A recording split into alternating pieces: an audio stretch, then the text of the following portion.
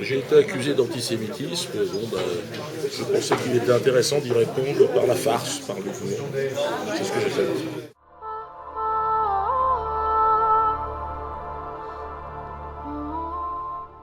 Je suis un combattant des Hamas, des Hezbollah. Je me bats pour la libération des peuples opprimés, de l'injustice. Voilà, chacun son combat, c'est le mien. Donc je me bats contre le sionisme, évidemment.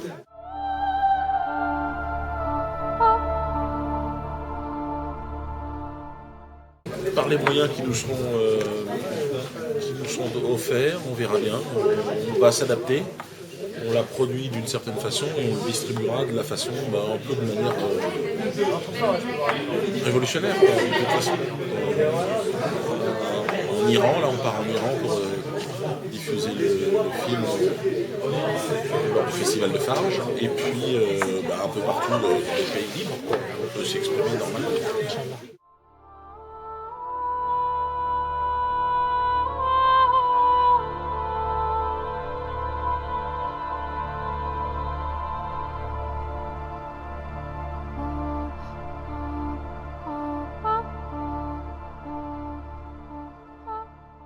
Je pense qu'il y a plutôt un combat commun à mener ensemble, parce que lorsque l'on a travaillé dans les mines dans le nord de la France, ou traité comme de la merde, comme un peu partout en France, et on le voit bien aujourd'hui avec ce niveau de pauvreté dans la population française de souche, on va dire, qu'il y a un lien et puis surtout une communauté d'intérêt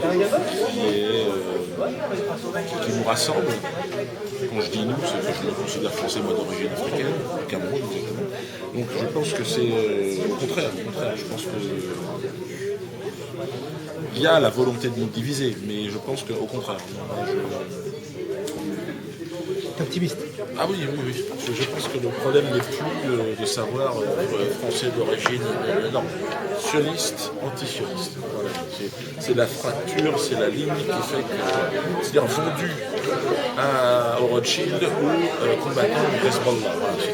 Voilà, je suis dans la deuxième catégorie.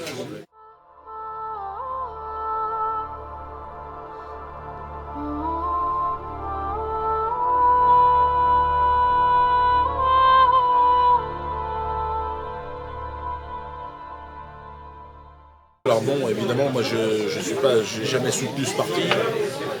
J'étais proche de Jean-Marie Le Pen pour son antisionisme, mais profond, viscéral. Bon, aujourd'hui, les choses évoluent un peu, il faut les laisser voir. Marine Le Pen n'est certainement pas la plus sioniste des candidates. Elle est sioniste, comme les autres. Elle ne diffère en rien, pour l'instant. Mais il faut leur laisser la possibilité de s'exprimer. Pour l'instant, c'est une candidate sioniste. D'accord. Il faut laisser, faut voir. Elle est un peu plus élégante, mais on verra.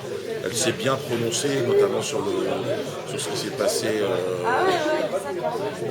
lors de l'intervention en Libye, et puis dans pas mal d'endroits, elle a eu une sorte de respect des souverainetés nationales qui lui permet quand même encore d'avoir quelques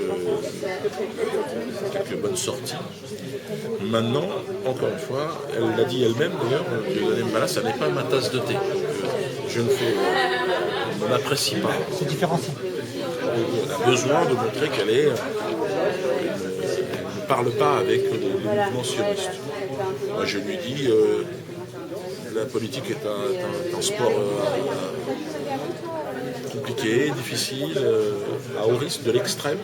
Et donc on verra comment elle réagit en fonction de l'évolution. Que se passerait-il si elle était présente à un second tour? Comment elle gérerait la chose? C'est pas mon problème. Moi je voterai pour une chèvre directement aux prochaines élections.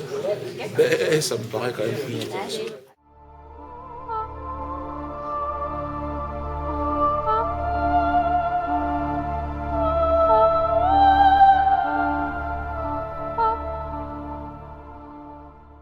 Il n'y a pas de printemps arabe, c'est le printemps de l'humanité. C'est-à-dire, ça a commencé en 2006 avec les fiers combattants du Hezbollah au sud du Liban qui ont repoussé l'armée satanique israélienne.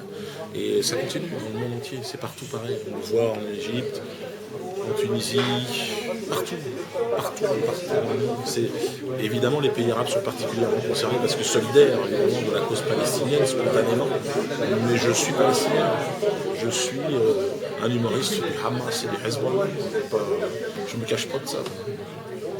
Et nous sommes en guerre. Et bon, eux nous font des blagues sur... et moi, je fais des blagues sur ce que j'ai à faire. Puis c'est tout. Et puis, chacun a son poste. Moi, je suis un humoriste. Cette armée une armée de résistance qui va de Ahmadinejad à Chavez, qui va du monde catholique, socialiste, au monde révolutionnaire islamique. C'est la même chose. De Jésus-Christ à la dernière Imam Khamenei, c'est une suite logique. C'est la même résistance. Nous sommes dans cette résistance.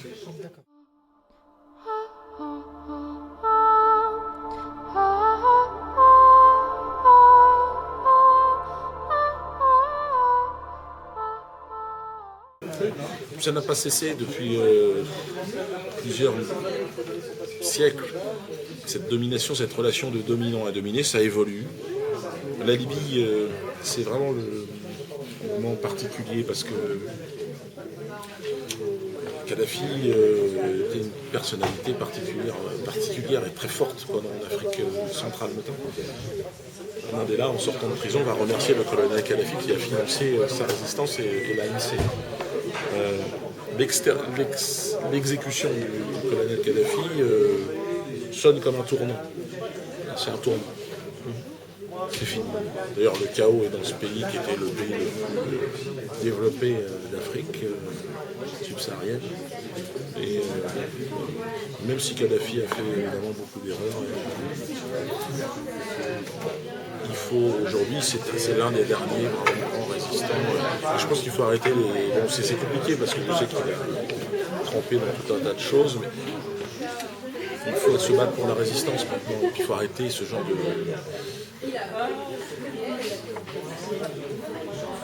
de combat illusoire. C'est-à-dire il faut se concentrer et être efficace. Bahreïn, c'est la clé du changement. Parce que quand Bahreïn va changer, l'Arabie Saoudite va changer, tout va changer. Et c'est la révolution islamique qui s'organise et qui va de victoire en victoire un peu partout.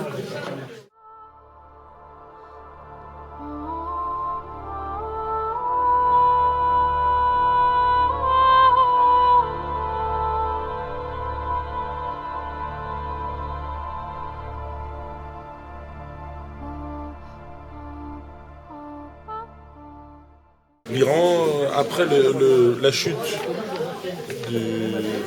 du bloc de l'Est, de l'Union soviétique, l'Iran est devenu le seul rempart, en fait, la nouvelle frontière. Et l'Iran est devenu le symbole de la révolution internationale. Donc, évidemment,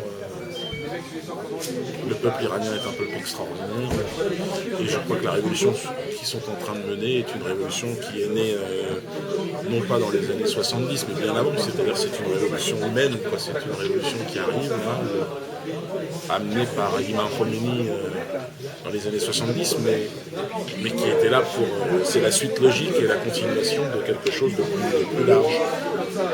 Et moi je pense que ce fameux choc des civilisations ou des religions, comme ils veulent le dire, c'est en réalité le retour et la réconciliation entre le Christ, le monde chrétien, et l'islam. Dans ce combat final contre l'entité satanique qui est en train de mettre en risque l'espèce humaine. Donc voilà, je pense que tout s'organise convenablement, on verra bien, mais je suis serein, personnellement. D'accord, ok. On te remercie.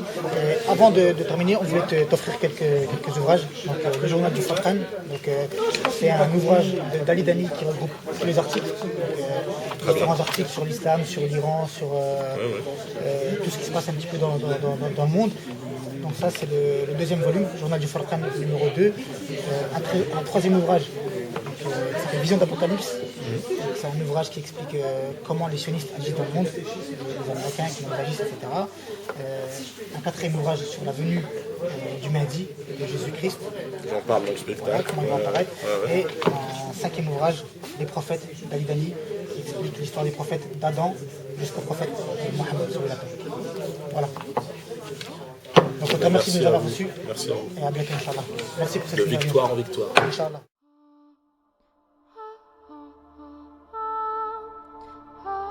Mais je suis passé, je suis un humoriste du Hamas et du Hezbollah. Je ne me cache pas de ça.